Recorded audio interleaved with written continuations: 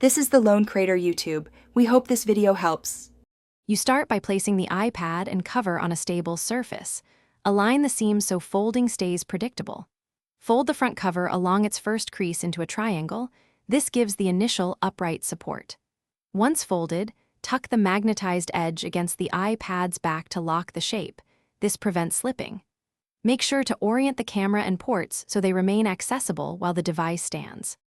You now refine the stand by adjusting the triangle's base. Fold 1/3 versus 2/3 to change the angle.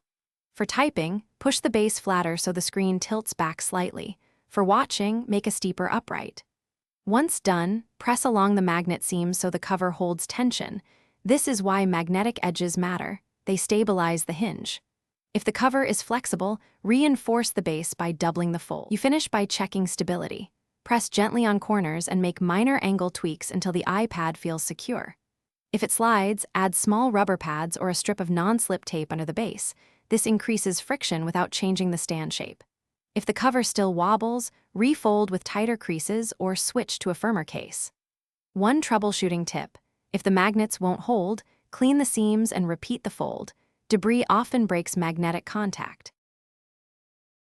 Thanks for watching. Consider subscribing if we helped you.